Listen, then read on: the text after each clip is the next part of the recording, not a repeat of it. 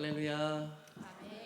금요일 저녁 예배 가운데 나오신 은성의 모든 성도님들께 하나님의 크신 은혜가 함께 하시기를 소망합니다. 사도신경 가심으로 우리의 신앙을 고백하겠습니다. 나는 전능하신 아버지 하나님 천지의 창조주를 믿습니다.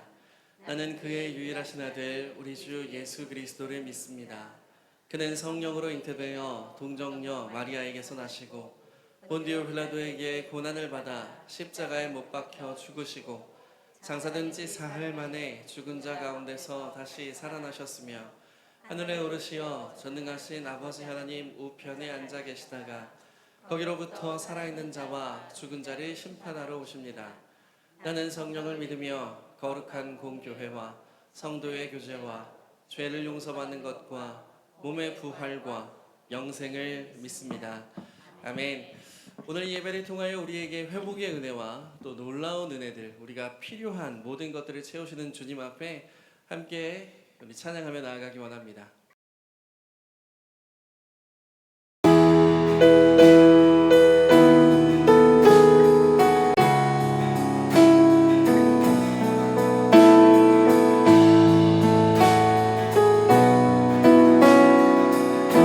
함께 고백합니다. 주 선한 능력으로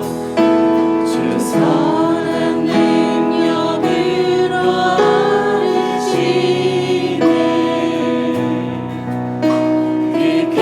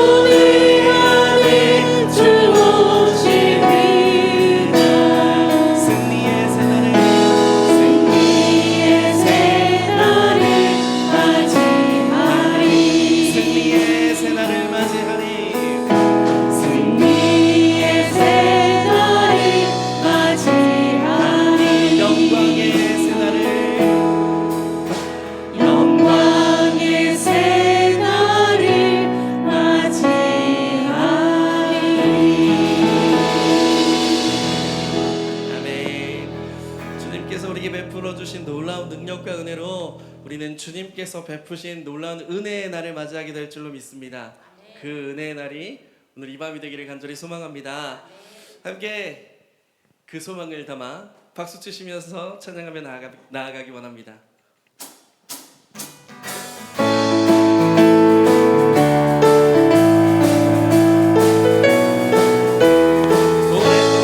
오랫동안 모든 죄 가운데 빠져 더럽기가 한량 없던 우리를 아무 공로 없이 구원함을 얻어 하나님의 자녀 지금 되었네.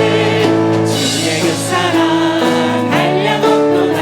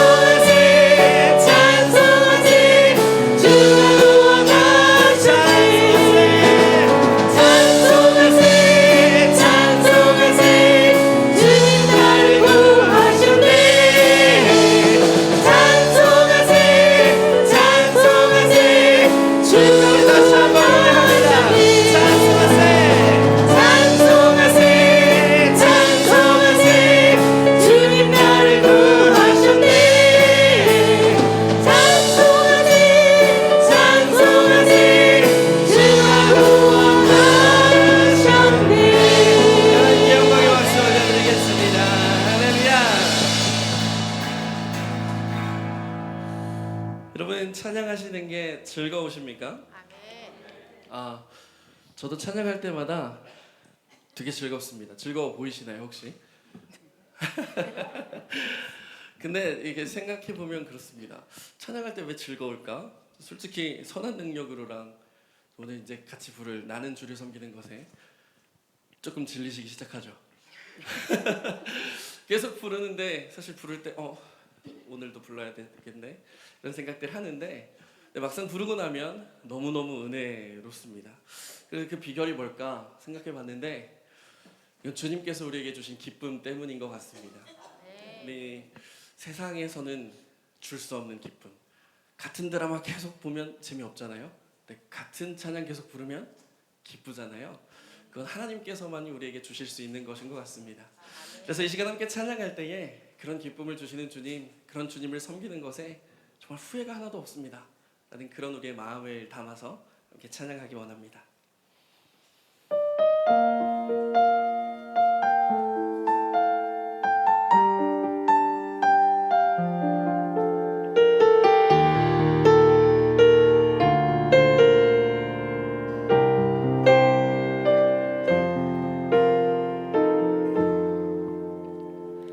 나의 평생에 가장 복된 일은 내가 예수님을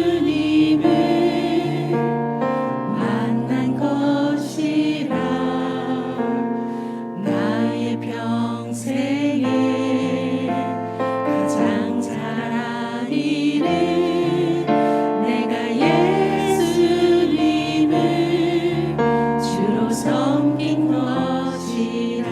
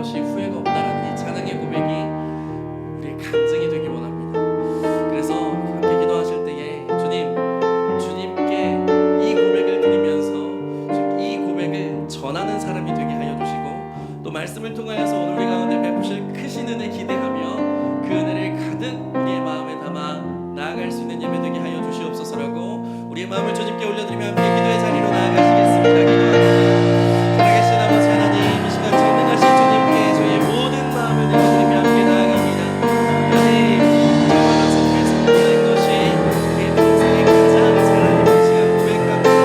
오늘 이 고백이 우리의 삶을 관통하는 고백이 되게 하여 주시고 또한 고백에서 멈추지 않고 증거하는 삶을 살게 하여 주시며 오늘 말씀을 통하여서 우리에게 주신 그 놀라우신 은혜 다시 한번 고백하고 전하며 선포하는 삶을 살아갈 수 있도록 주님 함께 하여 주시옵소서. 주님께서 바꾸시는 일을 기대합니다. 하나님, 이 예배 가운데 우리의 마음을 다하게 하여 주시옵소서.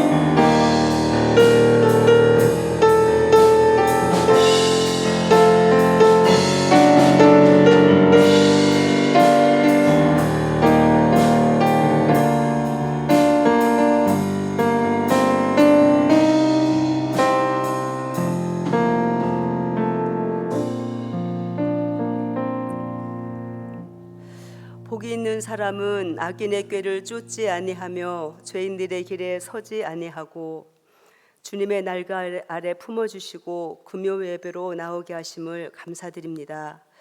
하나님을 기뻐하고 즐거워하는 것이 우리들의 주 참으로 이제 일이라 주님 말씀하셨습니다.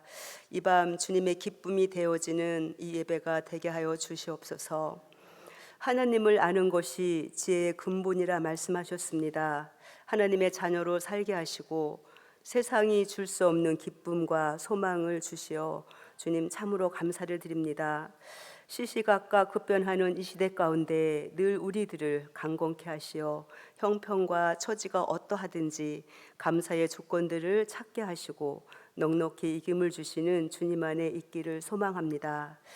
하지만 주님, 우리에겐 연약함이 있습니다. 이웃을 사랑을 하셨고 부모님을 공경을 하셨는데 주님의 말씀을 뒤로하고 저희들의 감정을 드러내며 말씀은 잠시 잊은 채 자신들의 이익에 따라 행했던 우리들의 연약함을 고백드립니다.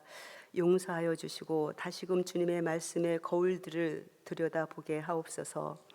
품으시는 주님의 은혜가 우리 가운데 흐르게 하시어 여호와의 도를 지켜 행하게 하옵소서. 주님, 이 땅의 가치관이 아닌 참된 가치관이 우리들 삶 가운데 있기를 소망합니다. 영적인 것들을 위하여 생각하고 고민하고 배우고 알아가게 하옵소서.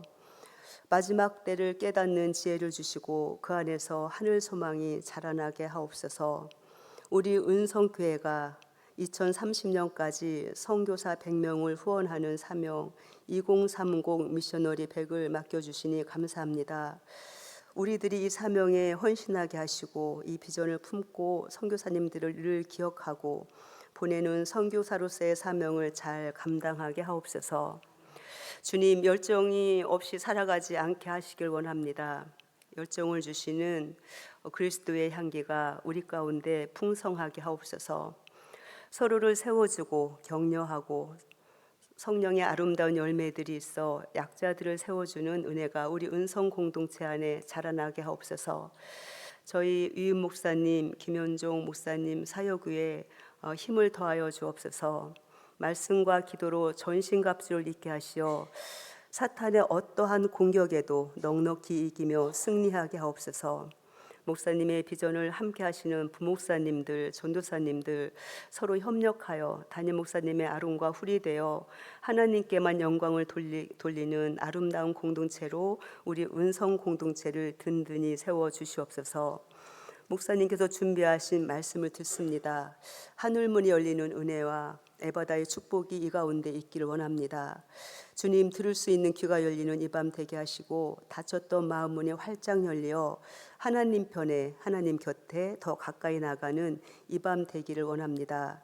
주님, 이 시간 이곳의 공기까지 주님께서 주관하시어 서로에게 은혜가 부어지기를 소망하며 길이요 진리요 생명 되시는 우리 구주 예수 그리스도의 이름으로 기도드립니다. 아멘.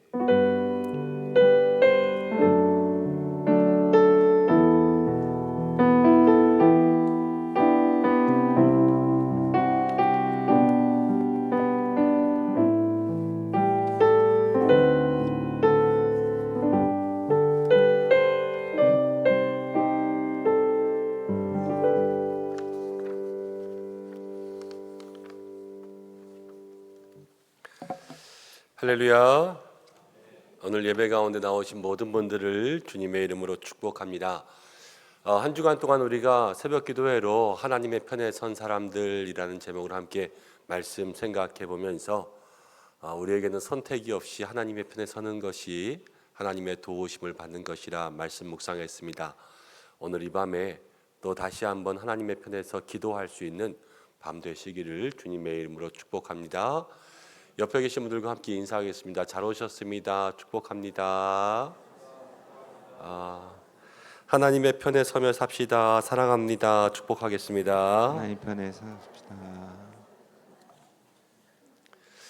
예배에 내려오려고 준비하다가 제가 한 가지 생각을 하면서 회개기도 한 게 있습니다. 목양실에서 잠깐 회개기도하고 내려왔는데 그게 뭐냐면 조금 부끄럽기는 한데 성경을 가만히 생각해 보면 악한 사단 마귀는 우는 사자처럼 삼킬 자를 두루 찾는다 그랬거든요. 그러니까는 마귀는 사자 같은 거예요, 그렇죠? 근데 이렇게 가만히 옷을 갈아입고 예배를 준비하면서 보다가 나는 뭐 같을까 그러는데 난 너무 돼지 같은 거예요.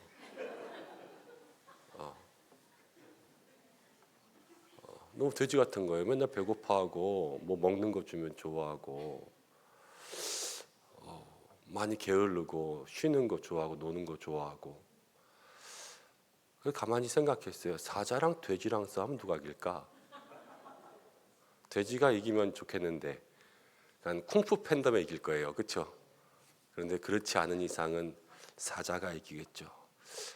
영적인 싸움을 이긴다라는 것이 그냥 싸워서는 이길 수 없겠구나라는 것을 아까 다시 한번 생각하면서 사자처럼 마귀는 맨날 달려드는데 사자 잡는 사냥꾼이 되지는 못할 망정 늘 사자의 밥처럼 되어서 살아가는 삶을 잠깐 회개했어요. 하나님 앞에 그렇게 하면 안 되겠다. 여러분들은 어떠십니까? 사자 잡는 건 뭐죠? 별로 없죠, 뭐 그렇죠? 사람이나 사자를 잡을까요? 사자 잡는 사람들 되시기를 바랍니다. 하나님의 편에 서면 하나님이 도와주실 거예요. 다윗이 골리앗 이기잖아요. 다윗이 사자를 잡았거든요. 다윗이 곰도 잡고. 근데 다윗은 어리고 소년이었는데 사자도 잡고 곰도 잡잖아요. 왜?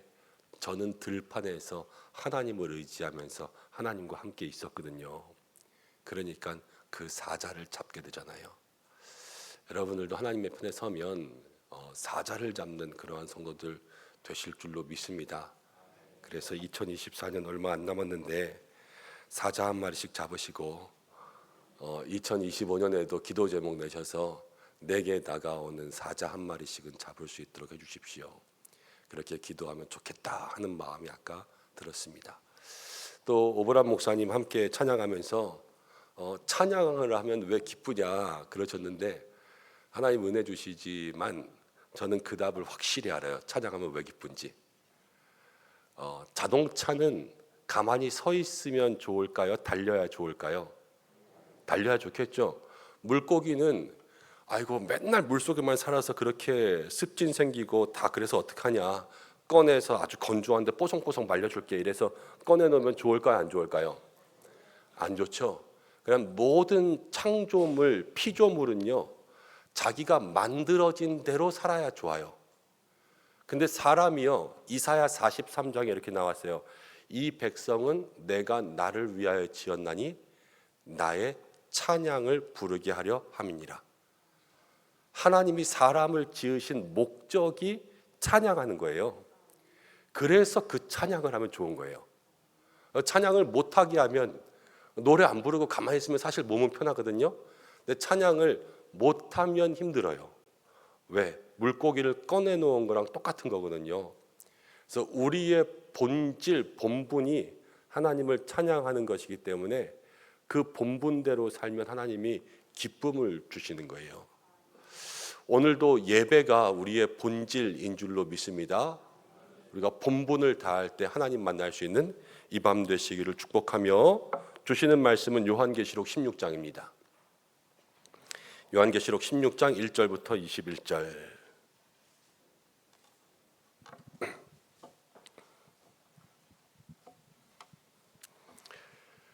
요한계시록 신약성경 제일 마지막 요한계시록 16장 1절부터 21절까지의 말씀 한 절씩 교독하겠습니다.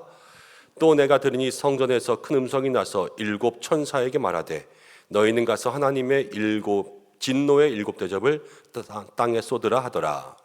첫째 천사가 가서 그 대접을 땅에 쏟음에 짐승의 표를 받은 사람들과 그 우상에게 경배하는 자들 악하고 독한 총기가 나더라. 둘째 천사가 그 대접을 바다에 쏟음에 바다가 곧 죽은 자의 피같이 되니 바다 가운데 모든 생물이 죽더라. 셋째 천사가 그 대접을 강물 쏟음에 피가 되더라. 내가 들으니 물을 차지한 천사가 이르되 전에도 계셨고 지금도 계신 거룩하신 이여 이렇게 심판하시니 의로우시도다. 그들이 성도들과 선지자들의 피를 흘렸으므로 그들에게 피를 마시게 하신 것이 당하나이다. 또 내가 들으니 제단이 말하기를 그러하다. 주 하나님 곧 전능하신 이시여 심판하시는 것이 참되시고 의로우시도다 하더라.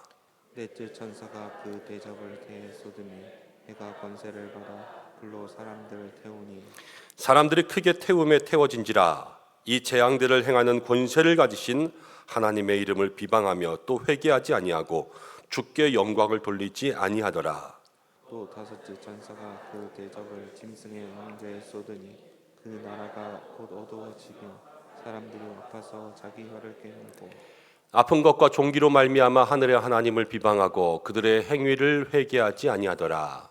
또 여섯째 천사가 그 대접을 큰 강물에게 쏟으며 강물이 말라서 동방에서 오는 왕들의 길이 예비되었더라.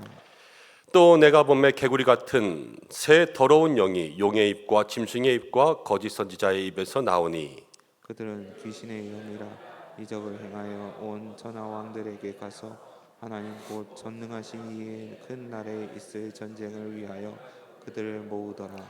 보라 내가 도둑같이 오르니 누구든지 깨어 자기 옷을 지켜 벌거벗고 다니지 아니하며 자기의 부끄러움을 보이지 아니하는 자는 복이 있도다. 새 영이 히브리어로 아마겟돈이라 하는 곳으로 왕들을 모으더라. 일곱째 천사가 그 대접을 공중에 쏟음에 큰 음성이 성전에서 보좌로부터 나서 이르되 되었다 하시니 번개와 음성들과 우레소리가 있고 또 큰 지진이 있어 얼마나 큰지 사람이 땅에 있어 온 이래로 이같이 큰 지진이 없었더라. 큰 성이 세 갈래로 갈라지고 만국의 성들도 무너지니 큰 성 바벨론이 하나님 앞에 기억하신 바 되어 그의 맹렬한 진노의 포도주 잔을 받음에 각 섬도 없어지고 산악도 간데 없더라. 함께 읽겠습니다. 또 무게가 한 달란트나 되는 큰 우박이 하늘로부터 사람들에게 내리매 사람들이 그 우박의 재앙 때문에 하나님을 비방하니 그 재앙의 심히 크미러라. 아멘. 함께 기도하고 말씀 나누겠습니다. 고마우신 아버지 하나님 감사합니다. 오늘 저희를 하나님께서 우리를 창조하신 목적대로의 예배의 자리에 부르신 줄로 믿습니다. 하나님을 기뻐 예배하며 즐거워하는 우리의 마음속에 영적인 은혜가 임하게 하여 주시고 하나님을 만나는 이 밤 되게 하여 주시옵소서. 우리가 하나님의 편에 서는 사람들 되기를 간절히 소망합니다. 대적 사단 마귀는 우는 사자와 같다 그랬는데 하나님 우리는 날마다 세상 가운데 살면서 사자를 대적하는 것이 아니라 사자에게 쫓기고 먹히는 듯 살아갈 때가 얼마나 많은지 모릅니다. 그러나 그 옛날 다윗이 하나님과 함께하며 사자와 곰을 이기며 나아갔던 것처럼 우리도 하나님의 편에 있으며 하나님의 도우심 입어 우리를 우는 사자처럼 삼키려 하는 모든 악한 것들로부터 이기며 승리하며 나아갈 수 있는 믿음이 되게 하여 주옵소서. 함께 말씀 나누기를 원합니다. 오늘 또 우리 모든 임직 예정자들과 기도하는 밤 되기를 원합니다. 하나님 모두에게 기름 부어 주시옵소서. 예수님의 이름으로 기도드립니다. 아멘. 오늘은 진노의 일곱 대접이라는 제목으로 함께 요한계시록 16장 생각해 봅니다.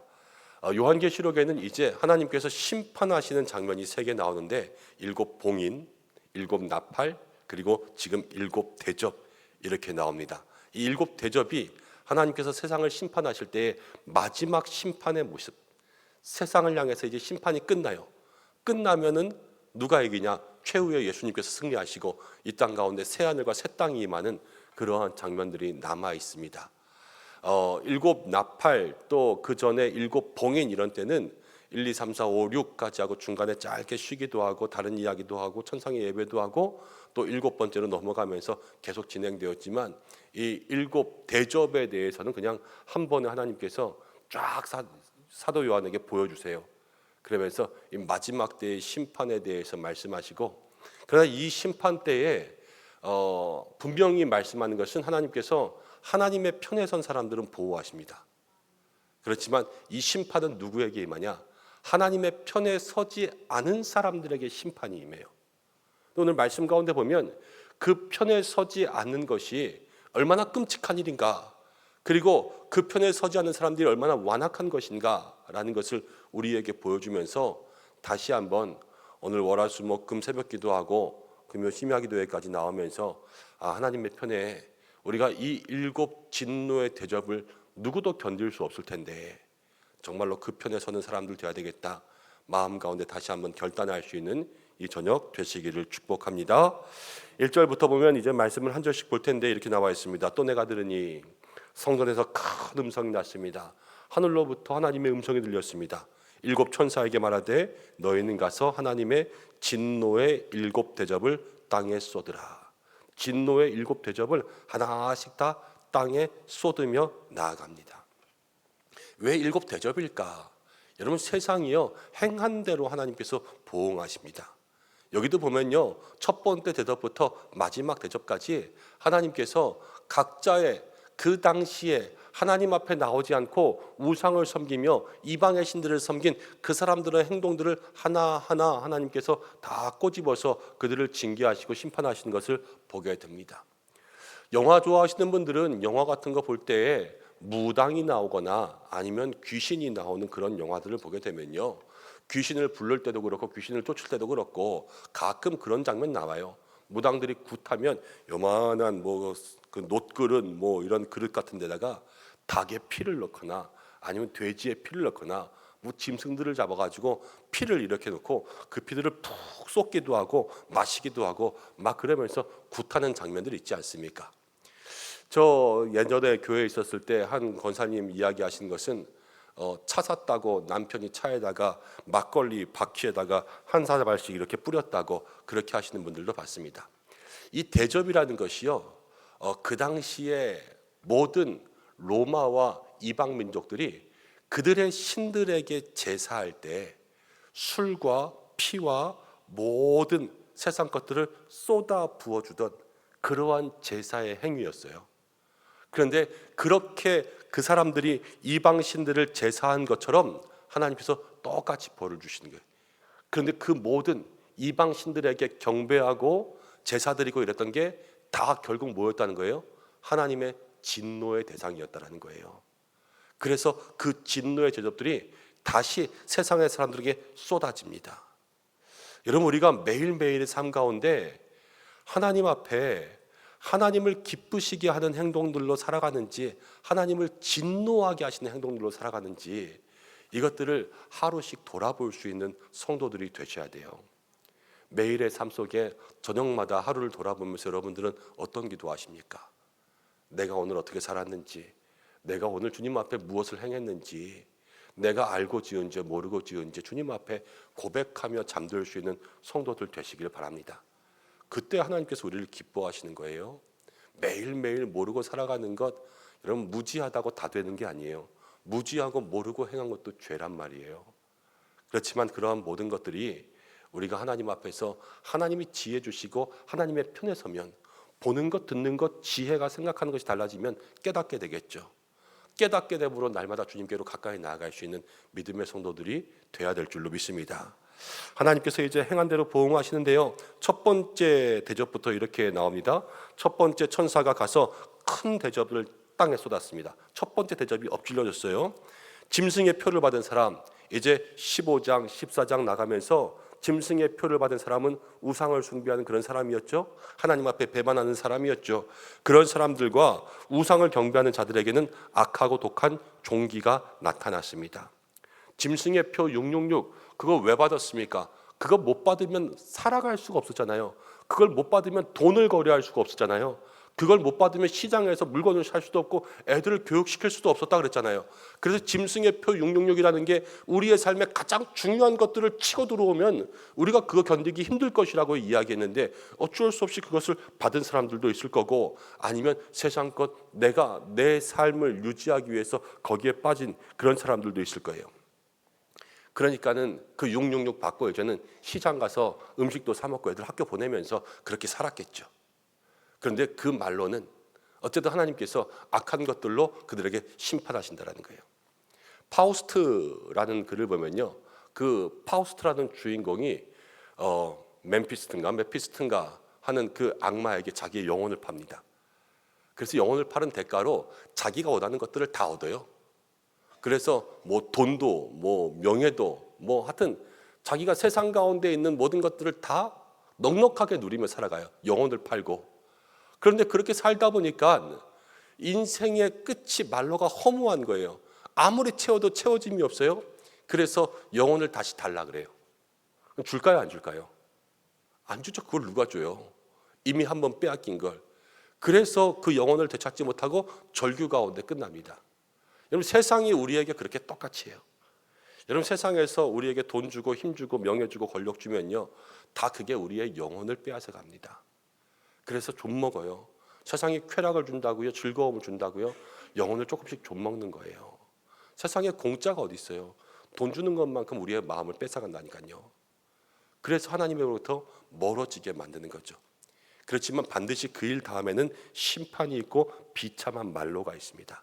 하나님의 편에 서지 않고 그 편에, 우리가 월요일부터 금요일까지 새벽 기도하면서 하나님의 편에 있으면 우리 스스로는 견디지 못한다 그랬어요.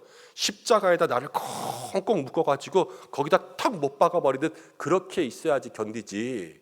노예로는 400년을 살아도 자유 주면 40일을 못 견딘다 그랬잖아요. 우리가 주님 앞에 정말로 나를 붙들어 매야지 할 수 있는 그러한 믿음의 성도들이 되시길 바랍니다. 나를 붙들어 맬 수 있는 장치가 있으셔야 돼요. 장치가. 다이어트를 할 때도 두 사람이 함께 모여가지고 너 몇 킬로 뺄 거냐, 나 몇 킬로 뺄 거다, 너 먹었냐 안 먹었냐, 이래야지만 성공할 수 있는 거고, 학교에서 공부를 할 때도 두 사람 세 사람이 스터디 그룹을 해가지고 너 자냐 안 자냐, 너 이거 했냐 안 했냐, 이거 외웠냐 안 외웠냐 서로 검사해 주면서 이렇게 있어야지 공부도 할 수 있는 거 아니겠어요? 이게 붙들어 매는 거거든요. 나 그거 할 거야 라고 선포하는 것도 자기가 자기 명예를 가지고 거기에 붙들어 매는 거예요.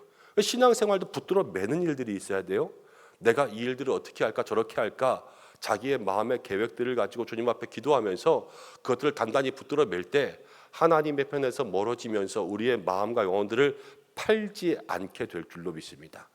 마지막 때의 진노를 피할 수 있는 여러분들 되시기를 바랍니다. 그러면서 3절에 보면은 둘째 천사가 대접을 쏟았어요. 그런데 바다가 곧 죽은 자의 피같이 되었습니다. 바다 가운데 있는 모든 생물이 죽었습니다. 하나님께서 이것은 무엇을 말씀하시냐? 여러분, 그 당시에 바다는요, 모든 교류의 중심지였어요. 바다를 통하여서 바닷길이 열리고 그들이 무역하고 그러면서 이 바다는 번성을 가져다 줬어요. 그런데 바다는요, 번성을 가져다 주지만 이 양날의 칼 같아가지고 무서운 곳은 바다였어요. 인간이 정복할 수 없는 곳이 바다였어요. 그래서 가장 많은 제사와 미신이 있는 데가 어디냐면 산보다는 섬이 많아요. 왜? 바다에 가면 빠져 죽거든요. 돌아오지 못할 때가 많거든요. 그래서 바다에 가서 제사도 드리고 뭐 심청이처럼 거기다가 인신제사도 드리고 그러면서 여러 가지 모든 나라들마다 이 바다에 대한 미신들이 얼마나 많은지 몰라요. 그런데 두 번째 대접이 딱 떨어지니까 그렇게 사람들한테 번성을 주지만 번성 가운데 무서워했던 그 바다가 다 죽어버렸어요. 그러니까 모든 바다의 신보다 더 높으신 분은 누구십니까? 하나님이신 거예요. 사람들이 그렇게 무서워하는 바다를요, 하나님은 한 번에 대접 하나로 그냥 싹 없애버리시는 거예요. 그러니까 초대교회 백성들에게, 그 당시에 모든 사람들에게 하나님보다 위대하고 하나님보다 무서운 분은 없다라는 것을 이 두 번째 진노를 통해서 보여주시는 거죠. 여러분, 우리가 믿는 하나님만이 이 땅 가운데 가장 위대하신 분인 줄로 믿습니다. 모든 신 중에 신, 정말로 유일하신 한 분 하나님을 여러분 마음 가운데 깊이 기억하고 무엇보다도 사랑하고 자랑스러워할 수 있는 성도들 되시기를 바랍니다. 근데 저는 이건 개인적인 묵상이에요. 개인적인 묵상. 이 성경의 성경학자들이 묵상한 그런 게 아니라 개인적인 묵상인데, 그 바다에 대접이 쏟아지면서 바다 가운데 있는 모든 생물이 죽잖아요. 가만히 생각해 보세요. 죄는 누가 지었어요? 사람이 지었죠, 그렇죠? 돌고래가 죄 지은 거 있어요, 없어요? 없죠. 그럼 물개는요? 없어요. 이 바다 가운데 있는 누구도 죄를 짓지 않았어요. 근데 죄는 사람이 지었는데 고통은 누가 받는 거예요, 지금? 바다가 받는 거예요. 고통은 바다가 받는 것.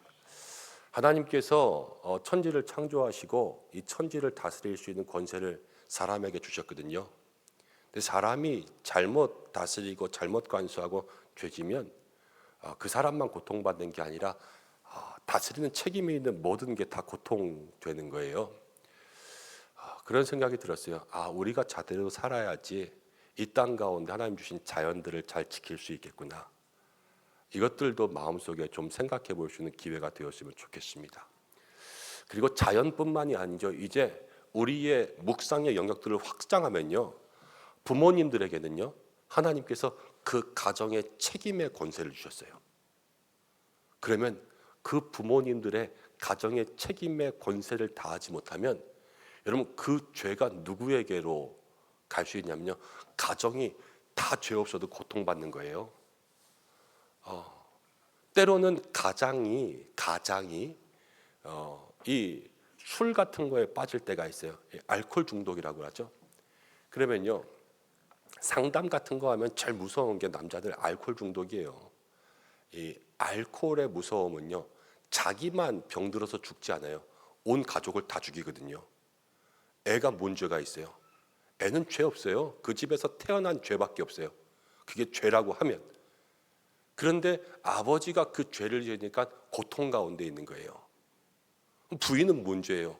이 남자 믿고 내 인생을 맡긴 죄밖에 없는데, 그게 죄라면 죄죠. 그런데 그것들을 벗어나지 못하니까 거기서부터 그 책임자를 통하여서 모두에게 그렇게 전가되는 그 죄의 모습들이 있다는 거예요. 우리가 그것들을 벗어나고 영적인 책임이 있는 자리에서는 영적인 책임을 통감할 수 있는 그러한 모습들 있어야 돼요. 그래야 기도가 시작되고요. 그래야 눈물이 시작돼요. 그렇지 않으면 변화가 없고 또 눈물이 없죠. 목사님들하고 앉아서 그런 얘기했어요. 교회에 있으면서 이 교회의 모습들을 보면 다 내 책임인데, 그게 제일 마음 가운데 큰 짐이죠. 다른 거 목회하면서 짐이 있겠습니까? 누가 오든 안 오든 그 사람이 안 오면 그 사람 책임 같지만 그냥 목사님들과 같이 앉아서 이거 다 우리 책임 아니냐. 그 책임들을 가지고 생각하면 다 우리가 가만히 있을 수는 없지 않겠어요, 그렇죠? 교회는 또 제가, 가정은 여러분들이, 일터 가운데도 여러분들이, 여러분들의 자녀 가운데도 여러분들이, 그런 것들 다 생각해 보세요. 사람이 죄는 짓고 바다가 죽었어요. 나 때문에 누구라도 죽으면 안 되지 않겠어요? 죄는 내가 졌는데 엄한 바다가 죽으면 안 되지 않겠습니까? 여러분, 나를 통해서 바다가 살아나야지. 그런데 그렇지 않으면 죽는단 말이에요. 여러분, 그런데 바다가 살아나게 하는 방법이 있어요. 에스겔 47장을 가면요, 에스겔 10장에서 하나님의 영광이 교회에서 떠나가요. 그런데 에스겔 47장에서요, 하나님의 영광이 다시 교회에 와요. 영광이 딱 임하니까는 성전에서부터 물이 흘러가요. 근데 물이 흘러가는데 처음에 요만큼 가고 요만큼 가고 요만큼 갈 때, 처음에는 무릎 깊이, 그 다음에는 허리 깊이, 그 다음에는 머리 깊이, 그래서 쭉 물이 흘러가면서 그게 어디를 가냐면요, 바다를 가는데요, 바다를 살려요. 에스겔 47장의 이야기가 죽은 바다가 사니까 거기에 물고기가 살고요, 어부들이 다시 살아가고요. 그 바다가 풍요로워져요. 이거의 시작은 뭐냐면요, 하나님의 영광이 임하는 거예요. 지금 죄 지으면 바다는 죽지만 하나님의 영광이 임하면 바다는 산다니까요. 우리가 그럼 어떤 사람 되어야 될까? 하나님의 편에 서고 하나님의 영광이 임하는 사람들 되어야 될 줄로 믿습니다. 여러분들 바다를 살리시길 축복합니다. 그래야 돼요. 안 그러면은 이 고통의 소리 속에서 우리가 어떻게 살겠습니까? 자, 이제 또 세 번째 천사 보겠습니다. 4절. 셋째 천사가 그 대접을 강과 물 근원에 쏟음에 피가 되더라 그랬습니다. 셋째 천사도 똑같아요. 대접이 다 강과 물에 쏟아졌어요. 피가 됐어요. 강을 못 쓰게 됐어요. 이런 말이 있었습니다. 강은 생명이다. 강은 생명이다. 무슨 광고 같은데 많이 나왔었죠. 강은 생명이다. 이 강이 피가 된다라는 것은요, 모든 생명이 다 이제 재앙을 만나게 된다 이런 거예요. 이게 왜 그렇게 되냐? 하나님의 편에 서지 못하고 짐승의 표를 받고 우상을 숭배하던 자들에게 하나님께서 이렇게 하신다라는 거예요. 자, 그러면서 5절 말씀 가운데 내가 들으니 물을 차지한 천사가 이르되, 물을 차지한 천사, 그 생명의 근원을 쥐고 있는 그 천사가 전에도 계셨고 지금도 계신 거룩하신 이가 심판하신다 그렇게 이야기했죠. 요한계시록을 여러분도 한번 떠올려 보시면 1장과 4장에 똑같은 표현이 나오는데요, 전에도 계셨고 지금도 계시고 장차 올 자요 전능하신 분 그랬어요. 장차 올 자가 지금은 빠졌어요. 그래서 성경의 학자들은 이렇게 이야기합니다.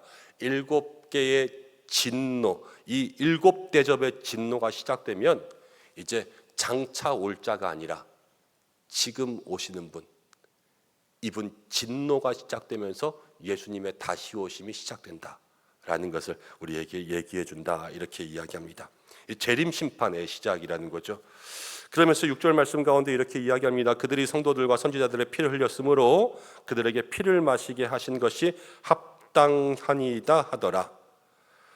성도들, 지금 초대교회가 핍박받으면서 많이 순교하면서 피 흘렸어요. 선지자들이요, 말씀 전하다가 다 돌멩이 맞았어요. 이 순교하고 사자굴에 던져지고 껍질 벗겨져서 죽였어요. 그런데 이제 하나님께서 이 재앙 가운데 그들을 죽인 사람들에게 피를 먹게 하는 것이 합당하다 그러는 거예요. 요거는 제가 제 개인적으로 묵상할 때 속이 조금 시원해요. 남의 눈에 눈물 나게 하면 자기 눈에 피눈물 흘려야죠. 세상이 좀 그랬으면 좋겠어요. 세상이 교회 핍박하고 힘들게 하고 그러면 잘 사나 봐라 한번 우리가 속으로 이렇게 생각할 때 하나님께서 정말로 행한 대로 심판하시는 그러한 역사가 있었으면 좋겠어요. 근데 이건 그냥 제 마음이고, 모든 것은 주님의 뜻대로, 주님은 마지막까지 한 사람이라도 돌아오게 그렇게 오래 참으시고 오래 참으신다 그랬는데, 주님의 뜻대로 되었으면 좋겠고 저도 주님의 마음을 닮았으면 좋겠어요. 여러분들 어떻게 생각하시는지요? 이 세상을 향하여서. 그렇지만 분명한 것은 하나님께서도 그들에게 합당하게 심판하실 때가 있고요, 우리들의 눈에서 눈물 났으면 그들에게 피눈물 나게 갚아주실 때가 있을 거예요. 분명히 그랬잖아요. 그래서 하나님께서 행하실 그때를 기다리면서 내 손으로 내가 힘들게 그것 다 보복하려고 하지 말고 하나님의 손에 맡길 수 있는 성경적인 믿음의 사람들 되시기를 바랍니다. 그럼 내가 하는 것보다 더 속 시원하게 해주실 거예요. 하나님께 맡기라는 거죠. 성도의 피를 갚아주시는 하나님. 7절 가운데 보니까 참되고 의로우시도다 천사들이 막 찬양합니다. 아주 끔찍한 재앙들이 일어나잖아요. 이걸 보면서 와, 이거 진짜 너무 심한데? 그렇지만 그렇게 심하게 하시는 분을 성경은요, 의로우시다 이렇게 칭찬해요. 이게 정의라는 거예요. 이게 공평이라는 거예요. 하나님 세상을 공평하게 심판하실 때는 정말로 물불 가리지 않고 봐주지 않습니다. 우리도 봐주지 않을 거예요. 우리가 정말 하나님의 편에 있어서 그 하나님께서 주시는 영생의 장소에 들어가지 않으면 이 고난과 핍박과 이 환난과 징계를 여러분 누구도 견딜 수 없고 봐주지 않는 하나님을 여러분들 경험하게 될 겁니다. 경외하셔야 돼요. 두려워야 돼요. 하나님을. 우리 하나님 너무 좋은 하나님이신데, 그런데 하나님을 두려워하는 믿음이 우리 가운데 있어야 죄에서 멀어지죠. 마지막 때에 하나님께 칭찬받는 길은 한 가지밖에 없어요. 거룩하고 순결한 거예요. 그래서 하나님의 편에 있는 거죠. 여러분 거룩하고 순결하고 하나님의 편에 있는 우리 은성의 성도들 되시기를 축복합니다. 그런데 성경 가운데 나오는 모든 사람의 문제점이 뭐냐면 9절 말씀 가운데 보면은 이제 네 번째 대접까지 재앙이 있었는데 9절 마지막에 그들이 네 번째까지 진노를 받으면서도요 하나님의 이름을 비방하면서 또 회개하지 아니하고 주께 영광 돌리지 아니해요. 그러니까 사람들이 금방 바뀌면서 회개하지 않는다라는 거예요. 왜 하나님께 돌아오지 않을까요? 기본적으로 사람의 마음 가운데 완악함이 있어요. 그리고 하나님께로부터 돌아가서 우상에게 아니면 이방신에게 잘못된 일을 절하기 시작하면 여러분 그 사단 마귀가 그 마음을 꽉 잡으세요. 정말로 웬만한 것들로 놓아주지 않으려고 사단도 발악을 한단 말이에요. 그러니까 우리의 마음이 우리의 힘만으로 돌아올 때가 너무나도 어렵습니다. 옆에 주변에 있는 사람들을 보세요. 정말로 사람이 완악하잖아요. 완악해. 그리고 우리들도 너무 완악할 때가 많잖아요. 고집세고 하나님 앞에서 내 것, 내 욕심들 챙기면서 그렇게 살아갈 때가 얼마나 많습니까? 돼지가 많이 먹는 것도 나쁘지만요, 이 돼지가 제일 나쁜 건 고집이 센 거예요. 우리가 하나님 앞에서 이 우는 사자들을 대적하기 위해서는 고집 센 걸로부터 탈출할 수 있는 그런 저와 여러분들이 되셔야지 우리가 세상 가운데 있는 정말로 이 끔찍한 일로부터 벗어날 수 있다라는 것을 마음속에 생각하셔야 돼요. 10절 말씀 가운데 보면 다섯 번째 천사가 이제 대접을 짐승의 왕자, 이 짐승은 이 전에 15장, 14장 이렇게 가면은 거기 용, 여자, 아이가 나오고 이 용이 모래 위에 서서 바다에서 짐승을 하나 끌어올리고 땅에서 짐승을 하나 끌어올리잖아요. 근데 이 바다에서 끌어올린 짐승은 세상의 왕들, 땅에서 끌어올린 짐승은 거짓 선지자들, 이렇게 함께 나눴잖아요. 이 짐승들의 자리 가운데 모든 대접들이 다 쏟아지는 거예요. 세상의 왕들과 거짓 선지자들은 다 끝장날 거예요. 신천지 이만희 끝장날 거예요. 뭐 정명석 다 끝장날 거예요. 뭐 하나님의 교회 다 끝장날 거예요. 하나님께서 그 모든 짐승의 보좌 가운데 하나님 진노의 대접을 다 쏟으시니까. 그러면 그 나라가 다 어두워지죠.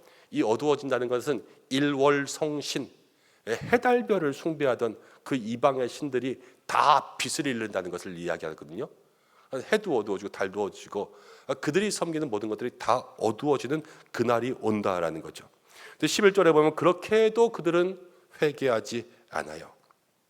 회개하지 않아요. 그리고 12절 말씀 가운데 보면 또 여섯째 천사가 큰 대접을 큰 강 유브라데에 쏟음에 강물이 말아서 동방에서 오는 왕들의 길이 예비되었더라. 여섯 번째 천사는요, 대접을 쏟았는데 강이 말라서 동방에서 오는 왕들이 이제 그 강이 마른 것을 지나서 온다라는 거예요. 로마가 이제 동쪽으로부터 오는 모든 세력에서 멸망할 것이라는 그러한 설이 있었습니다. 그래서 성경 가운데 보면 동쪽에서 오는 것들은 다 재앙이에요. 황충, 동풍 이런 것들이 모든 잎사귀를 마르게 하고 이제 동쪽으로부터 오는 바람이 메뚜기를 떼를 다 몰고 와서 모든 곡식들을 다 먹어치우면서 이 동쪽에서 오는 것들은 엄청 크고 뭔가 이렇게 재앙이 되는 그런 것들을 이야기할 때가 많거든요. 그런데 이 동쪽에서 오는 그 재앙의 왕들, 이 악한 것들이 더 오기 쉽게 만들어지는 거예요. 그렇죠? 그럼 이거는 다른 재앙들과는 조금 다른 것 같아요, 성격이. 그런데 어떻게 이해되냐면요, 이제 여섯 번째 대접을 쏟으니까 이건 재앙으로 치면은 지금 심판에 일곱 번째가 마지막이잖아요. 마지막에서 바로 앞, 이 7 봉인, 7 나팔, 7 대접, 이게 끝이거든요. 심판의 끝. 끝에서부터 그 하나 앞이니까 끝 중에 끝이란 말이에요. 그런데 이때에 악한 것들이 더 집결할 수 있도록 하나님께서 만드시는 거예요. 왜 그럴까요? 악한 놈들을 그냥 한 번에 다 모아서 7번째 재앙으로 그냥 다 없애버리시는 거예요. 우리가 신앙생활 할 때 여러분, 나쁜 일이 잘 될 때가 있어요. 근데 나쁜 일이 잘 되면 심판이 가까운 줄 아셔야 돼요. 나쁜 일이 잘 되면 심판이 가까운 줄 아셔야 돼요. 그래서 나쁜 일을 걸리는 게 복이라고 생각하셔야 돼요. 다윗이요, 밧세바랑 간음하고 한 번에 걸렸어요. 진짜 그게 다행이고 복이에요. 안 그랬으면 다윗은 또 그러고 또 그랬을 거예요. 그렇죠? 근데 지금 이 나쁜 놈들이 모이는 것을 하나님이 길터주면서 모여라 그러는 것은 이게 잘 되는 게 좋은 게 아니라 잘 되면 한 번에 망하는 거라니까요. 그래서 우리의 마음속에 알면서도 넘어가는 죄들이 있을 때가 많잖아요. 그렇죠? 그런데 그런 게 여러분들 알면서 그냥 아이고 뭐 안 걸리니까 이거 다 좋은 거 아니에요. 마음속에 기억할 수 있는 여러분들 되시기를 바랍니다. 그러면서 이제 13절에 또 내가 보매 개구리 같은 새 더러운 영이 용의 입과 짐승의 입과 거짓 선지자의 입에서 나왔는데 그들은 다 귀신의 영이라. 14절에 하나님께서 전능하신 이의 큰 날에 있을 전쟁을 위하여서 그들을 모으더라. 그들을 모은 건 하나님이 모으시는 거예요. 한 방에 깨려고. 그렇죠? 그래서 그들이 다 모였습니다. 근데 15절에 이게 제일 중요해요. 보라 내가 도둑같이 오리니. 그렇게 모인 그때 하나님께서 도둑같이 임하시면요, 누구도 거기서 벗어날 수가 없어요. 모르고 있는데 가만히 오셔가지고 우리들을 죄악 가운데 그리스도의 심판대 앞에서 판단하신단 말이에요.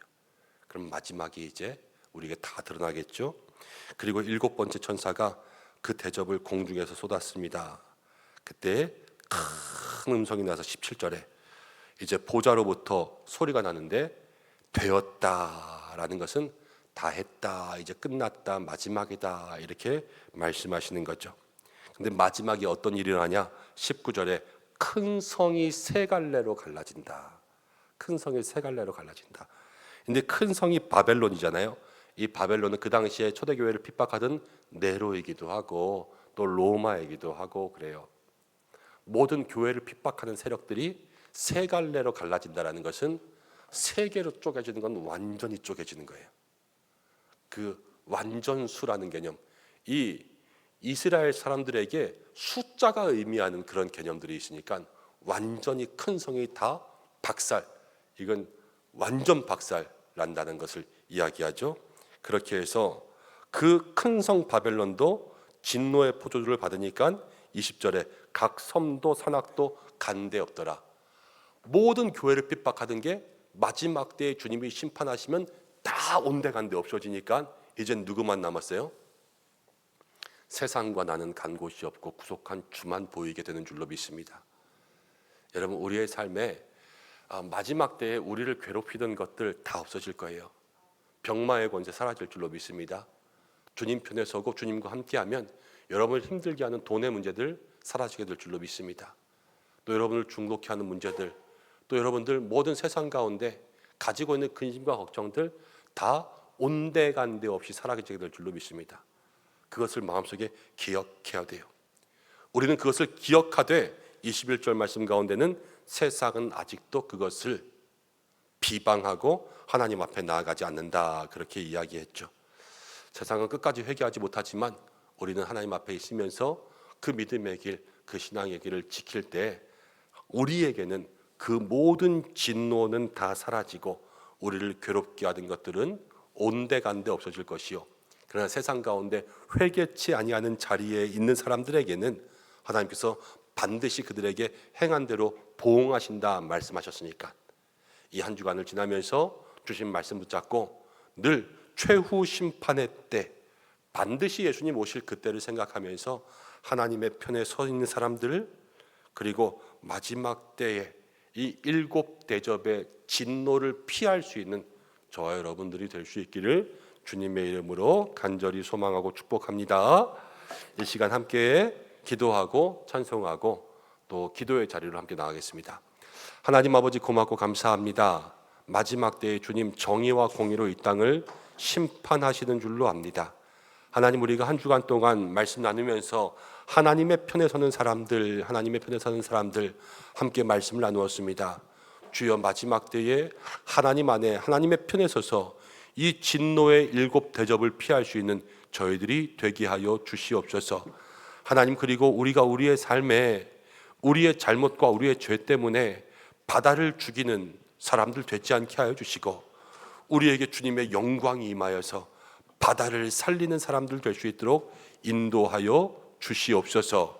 하나님, 세상 사람들 회개하지 아니하고 끝까지 하나님 비방합니다. 저들을 향하여서 주님 마지막까지 중보하며 기도할 수 있는 우리 성도들 되게 하여 주시고, 특별히 주님께서 기름 부어 세우실 우리 임직자들, 하나님 편에 서서 정말로 이 땅 가운데 심판을 기다리고 있는 세상을 구원할 수 있는 사람 낚는 금을 또 하나님께서 쓰시는 믿음의 도구로 쓰임 받을 수 있도록 역사하여 주시고, 하나님, 오늘 기도하는 우리 모두에게 기도의 응답, 기도의 능력이 임하는 시간 될 수 있도록 역사하여 주시옵소서. 예수님의 이름으로 기도드립니다. 아멘. 함께 찬양하며 나아가겠습니다.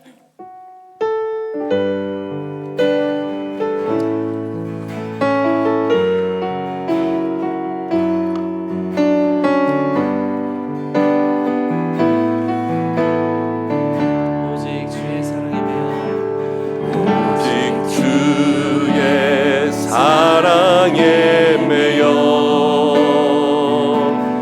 내 영 기뻐 노래합니다.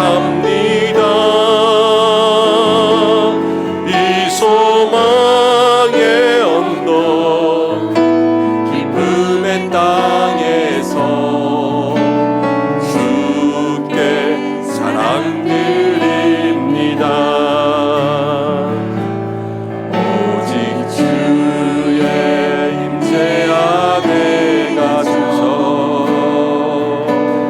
내 영 기뻐 찬양합니다. 이 소명의 언덕 거룩한 땅에서 주께 경배드립니다. 주께서 주신 모든 은혜 나는 말할 수 없네. 내 영혼 즐거이 주 따르려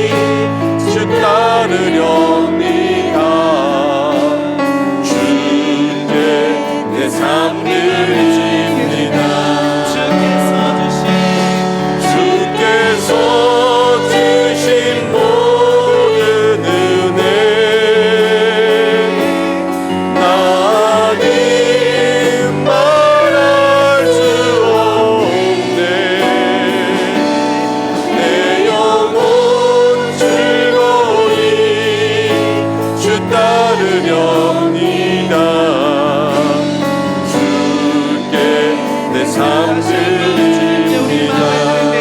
주께서 주신 주께서 주신 모든 은혜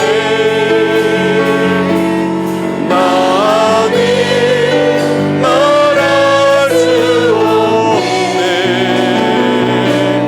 내 영혼 즐거이 주 따르려니가 주께 내 삶 드립니다. 주께 내 삶 드립니다. 주께 내 삶 드립니다.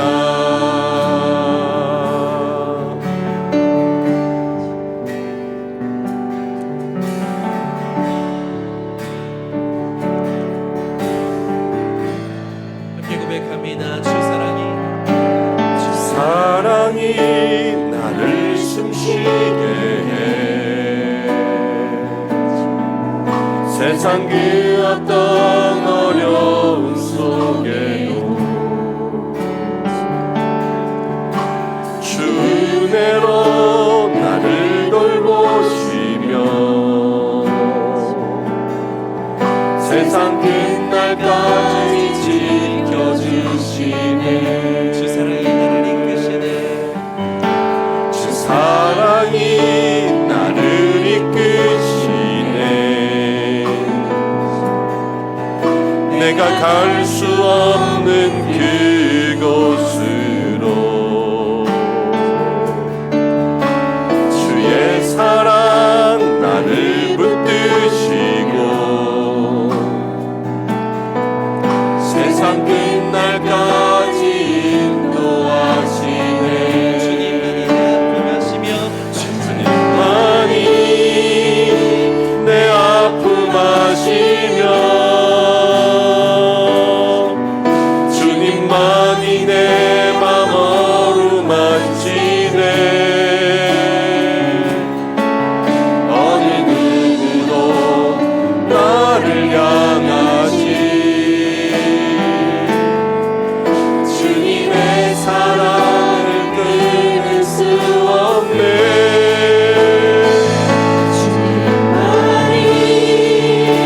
내 능력이시며 주님만이 나의 구원이시네. 어느 누구도 나를 향하시 주님의 사랑을 끊을 다시 수 한번 찬양합니다. 없네. 주님만이 내 아픔 하시며 주님만이 내 아픔 하시며 주님만이 내 맘 어루만지네. 어느 누구도 나를 향하시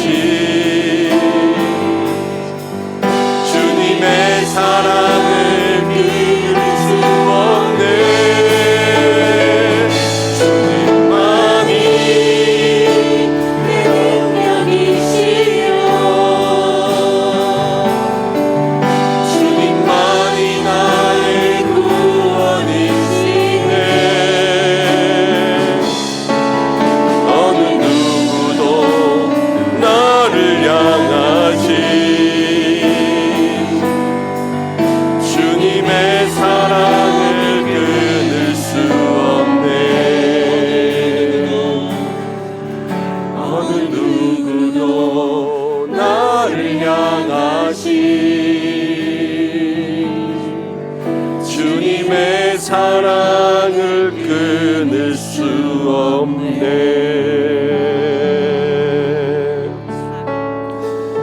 우리 이 시간 함께 기도하겠습니다. 말씀 붙들고 기도할 때에 하나님의 일곱 진노의 대접을 피하며 하나님 주시는 영원한 하늘의 복을 누릴 수 있는 길은 하나님의 편에 하나님의 안에 살아가는 성도가 되어야 될 줄로 믿습니다. 근데 어떻게 하나님의 사랑 안에 또 어떻게 하나님의 편에 설 수 있겠습니까? 다른 것이 없습니다.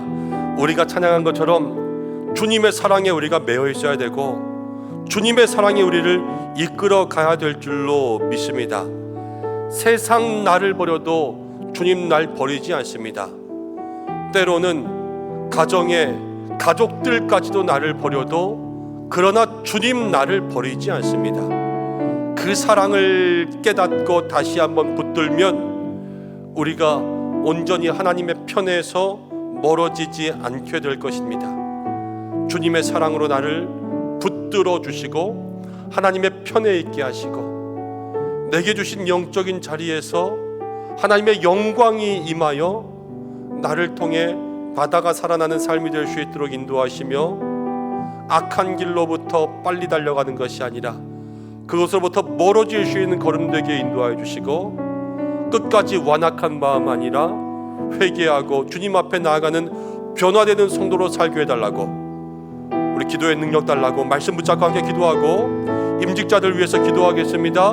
성령의 기름 부어주시고 하나님께서 직분의 자리에 세우실 때에 필요한 것들 부어주시고 버려야 될 것들 끊게 하시고 그 자리에 합당한 다윗과 같은 사람으로 주께서 세워주시고 주님 사랑한다 말씀하시는 그 음성 듣고 주님께서 주시는 능력 가지고 귀한 믿음의 사명 감당할 수 있도록 인도하시고 그 모든 직분 감당할 때에 인격과 성품을 더하사 모든 성도들에게 칭찬받는 삶이 되게 해주시고 환경과 직장의 일들도 열어주셔서 주님 섬기는 데에 부족함이 없게 인도하여 주시고 마음의 거룩한 부담감 왜 없겠습니까? 그러나 십자가의 은혜가 더 크게 느껴질 수 있도록 인도하여 주시고 모든 임직식 잘 준비하여 진행할 수 있도록 우리 함께 기도하고 나라와 민족 위해서 열방 위해서 선교지 위해서 교회를 위해서 모든 재직들과 직분자들 위해서 2024년도의 마지막과